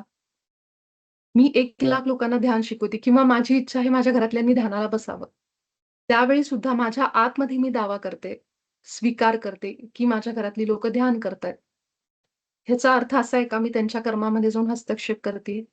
ही माझी शुद्ध इच्छा आहे. आणि ह्याला मी स्वस्वीकृती म्हणते, की त्यांच्या स्वस्वीकृतीचा दावा मी करते, की ते सगळेजण जे कार्य आपल्याला वाटतं, की त्यांनी करावं किंवा तर आपण त्यांच्यावर लादणार नाहीये कुठेही ते. त्यासाठी आपण ती जी एक एक्सेप्टन्स आहे, सेल्फ एक्सेप्टन्स त्याचा आपण दावा करतो. म्हणजे असं वाटतं कुठेतरी, की त्यांना असं वाटतं, की हे काम त्यांच्याकडनं होणार नाहीये अशा वेळी. अशा वेळी आपण विश्वासाने आपल्या मनामध्ये त्यांची तो निर्माण करतो. की त्या माणसाला माहिती आहे, की हे करणं गरजेचं आहे. पण बऱ्याचदा असं होतं बघा, बरीच लोकं म्हणतात, "नाही, आम्हाला माहिती आहे, पण मला काही ते होत नाहीये." ती व्यसन लागल्यासारखं होतं किंवा अशा गोष्टी होतात, की इच्छा असून पण त्यांना होत नाही. अशा वेळी त्यांची त्यांची इच्छा आहे. म्हणजे त्यांच्याकडनं म्हणजे त्यांच्याकडनं एक्सेप्टन्स आहे, पण ते स्वतः मान्य नाही करू शकत त्यांच्या मनामध्ये आणि त्यांच्याकडून ते घडत नाहीये कार्य. अशा वेळी मी तो दावा करू शकते. म्हणजे त्यांच्या कर्मामध्ये आपण कुठेही हस्तक्षेप त्यांची इच्छा आहे. फक्त आपण आपल्या आतून ते प्रकट करतोय, की त्यांच्याकडनं ते घडलेलं आहे. त्याची मी उदाहरणं देईन तुम्हाला. पण सांगायचं एवढंच आहे, की हे आपल्या अंतःकरणामध्ये आपण निर्माण करतोय. ती स्वस्वीकृती तुमच्या अंतःकरणामध्ये आहे, अशी जाणीव आपण ठेवायची. आणि त्यांच्यामध्ये स्वस्वीकृती आहे, यावर तुमचा दृढ विश्वास असतो. एवढेच नव्हे, तर ती त्यांच्यात आहेच, याची खात्री असते. म्हणजे त्यांच्याकडे आहे, फक्त त्यासाठी आपण एक निर्मिती सूत्र बनवतोय. त्यांना मदत करण्यासाठी. आपल्या आतमध्ये एक बोलून नाही विचारू का? किंवा मतं हां, एक विचारू का इथे? हां, बोला ना ताई. हां. म्हणजे आता हे जे म्हटलं त्यावरती आता माझ्या आईचा प्रॉब्लेम असा, की ती तिला सतत भीती वाटत असते, की ती पडणार. हं. ओके. त्यामुळे एकटं राहायचं नाही. रूममध्ये सुद्धा एकटं राहायचं नाही. मी हां, पडणारच. म्हणजे ती हं. आपण झोपून मानसी उठून ताई बसली तरी सुद्धा पडणार. तर मी हं. हे तिला असं हे करू शकते का हां, मी तेच तिच्यासाठी, सांगत की होते. ही आपण काय करू ना, हे 2-3 पॅराग्राफ घेतले ना, की बऱ्याचशा गोष्टी अजून क्लिअर होतील. म्हणजे तुमचा प्रश्न कळला मला. आपण हे काय करू एवढं संपवू, मग आपण नक्की तो प्रश्न घेऊ हां. म्हणजे मला हे हां, एक सांगू द्या, मग त्याच्यातूनच तुम्हाला बऱ्याचशा गोष्टी कळतील. ओके. तर तर इथं जे दिलेलं आहे ना, की म्हणून इथं प्रत्यक्षामध्ये तुम्ही इतरांच्या नाही, तर स्वतःच्या विचारांवरच कार्य करत असता. कारण तुम्हाला खात्री आहे, की माझी आता जसं मानसी ताई म्हणल्या, तुम्हाला खात्री आहे, की तुमच्या आई व्यवस्थित बसू शकते, उठू शकते, ही तुमची खात्री आहे. पण त्यांच्या आतमध्ये नाहीये. कुठल्यातरी कारणाने तो आत्मविश्वास नाहीये. त्यामुळं इथं मी माझ्या मनामध्ये तो भाव ठेवते, तो विचार ठेवते, की हे व्यवस्थित चालू शकतात, उठू शकतात, सगळं काम करू शकतात. ही माझी खात्री आहे. आणि तो फक्त विचार नाहीये हं, लक्षात ठेवा. यावर तुमचा दृढ विश्वास आहे. एवढंच नव्हे तर ती त्यांच्यात आहे याची तुम्हाला खात्री. म्हणजे माणसाला केवळ आत्मविश्वासाची कमतरता असते. म्हणून तो ते कार्य करू शकत नाही. पण एकदा का तो विश्वास डेव्हलप झाला, एकदा का तो ट्रस्ट निर्माण झाला आणि त्याला समजायला लागलं, येस मी करू शकते. एकटीने सुद्धा मी माझं आयुष्य असं करू शकते जसं मला पाहिजे. फक्त कमी असते ती विश्वासाची. आणि जेव्हा त्याला रिझल्ट मिळायला लागतात, तेव्हा तो विश्वास डेव्हलप होत जातो. पण त्याकरता आपण त्यांना मदत करू शकतो तोपर्यंत, की मी माझ्या आतमध्ये असे विचार प्रकट करते. कशामुळं? माझ्या विचारांनी ते कनेक्टेड आहेत. जवळची लोकं. माझ्या घरामध्ये मी जो काही विचार ठेवते, तो घरामध्ये सगळीकडे पसरतो वाऱ्यासारखा. म्हणून आपण आपल्यापासून सुरुवात केली ध्यानाने, की घरातली सगळी लोकं ध्यान करायला लागतात. काहीतरी बदल तुम्हाला दिसतात घरामध्ये. व्हायब्रेशन्स चेंज व्हायला लागतात. जसं बी.के. शिवानी नेहमी सांगतात ना, की तुम्ही नेहमी असं म्हणा, की घरातल्यांबद्दल चांगलं बोला. चांगले म्हणजे मुलं जरी जेवत नसतील, तर तुम्ही हे वाक्य वापरा. हे तेच आहे, की तुम्ही तुमच्या मुलांबद्दल जेव्हा सांगता, "आमची मुलं जेवतच नाहीत, माझ्या पायाला हेच त्रास आहे, माझ्या त्याला हेच त्रास आहे." हे आपण तर आपल्याबद्दल सांगतो. पण इतरांबद्दल पण आपण बऱ्याचदा अशा गोष्टी सांगतो. मग त्यामुळं काय होतं, की तेच आपण सगळीकडे ऊर्जा त्याची पसरवतोय. तसंच आहे, की त्या माणसांच्या आतमध्ये जरी तो विश्वास नसेल, पण माझा विश्वास आहे, की ती व्यक्ती हे करू शकते. याच्यामध्ये कुठेही त्यांच्यामध्ये हस्तक्षेप नाहीये. उलट मी माझ्या विचारांनी ते माझ्या आत निर्माण केलंय. माझ्या जगात ते आलंय. त्यांच्या जगात यायला वेळ लागणार नाही. तर त्यामुळं आपल्याला ह्या लोकांसोबत आपण रोज उठतो बसतो. आपल्या लोकांचा आपल्यावर परिणाम आपला त्यांच्यावर आहे. त्यामुळं आपण जर एकाच चेतनेचा भाग आहोत, तर हे आपण कार्य करू शकतो आपल्या चांगल्या आयुष्यासाठी. तर ह्याबद्दल इथं लिहिलेलं आहे, की ह्या सूत्रामध्ये थॉट्स म्हणजे विचार आणि म्हणजे कुठले असे विचार आहेत, त्यांच्या आता हे थोडंसं नीट समजून घ्या, की थॉट्स विचार जसं आपण ते सूत्र बनवलं होतं ना, ईश्वर आणि मी कृतज्ञतेने, पूर्णतेने कृतज्ञतेने आणि क्षमाशीलतेने दावा करतो आणि स्वीकार करतो, की ते आपल्यासाठी बनवलं होतं, की मला 10,00,000 किंवा त्याच्यापेक्षा जास्तची नोकरी मिळाली आहे. हे आपण सूत्र बनवलं होतं मॅनिफेस्टेशनसाठी. तसंच दुसऱ्याच्या सेल्फ एक्सेप्टन्ससाठी आपण इथं सूत्र बनवतोय आणि त्याच्यामध्ये विचारांच्या ह्या विभागामध्ये आपण काय करतोय, की असे कुठले विचार आहेत माझे, की जे मला असं वाटते, की ते काम करू शकत नाहीत. म्हणजे ते तर म्हणतायत, पण मलाही वाटतंय. तर त्याच्यावर आपण फक्त काम करायचंय. म्हणजे थोडक्यात काय, आपण एक असं साधं सरळ सूत्र बनवायचंय आणि माझ्या आतमध्ये जी शंका आहे, की नाही खरंच आहे, होऊ शकेल का हिला? कशामुळे होणार नाही? जसं आता मानसी की आईला उठवू शकतायत का नाही? बसू शकतायत का नाही? थोडं माझ्या आतमध्ये जी काही शंका असेल, पहिली मी माझी शंका काढते. मी पहिला विश्वास डेव्हलप करते माझ्या आतमध्ये, की yes they can do it, she can do it, he can do it. माझ्या घरातली ही व्यक्ती करू शकते, ती का? हे पहिले मी माझ्या विचारांनी निर्माण करते ना. मग माझ्या घरातल्या जवळच्या व्यक्तींबद्दल मी हा विश्वास डेव्हलप, की हा माणूस आपण म्हणतो ना, "अरे, ही माणसं सुधारणारी नाहीच आहेत. ही माणसं अशीच आहेत. पहिल्यापासून ह्यांनी मला त्रास दिलाय." तिथं काय होतं, माझा अनुभव तो आहे म्हणून मी तशी बोलतीये. पण मी उद्या जर माझे विचार बदलले, तर त्या माणसांमध्ये सुधारणा होऊ शकते. हे आपल्याला इथे सांगितलं गेलंय. तो विश्वास आपण आपल्या आतमध्ये डेव्हलप करतो, की ते करू शकतात तसं. ते प्रेमाने राहू शकतात माझ्यासोबत. राहतात. म्हणजे या पद्धतीचे विचार माझे सुरू झाले, की आपण एक निर्मिती सूत्र त्यासाठी बनवतोय. म्हणून इथं विचारांमध्ये बदल करायचा आहे आणि क्षमा हे म्हणजे तुम्ही या विभागात तुम्ही दुसऱ्याच्या क्षमा गुणावर नव्हे, तर स्वतःच्या अंतःकरणात जागृत होणाऱ्या क्षमेच्या स्वीकारावर कार्य करता. म्हणजेच काय, की माझ्या आतमध्ये जर असा काही विचार असेल, तर मी त्याला क्षमा करते त्या व्यक्तीला सुद्धा. माझ्या मनामध्ये त्यांचा राग आहे किंवा असं काही, तर मी त्यांना क्षमा करते. जर त्यांनी आत्तापर्यंत मला असा अनुभव दिला असेल तर. तर कारण क्षमा करायला पाहिजे ना.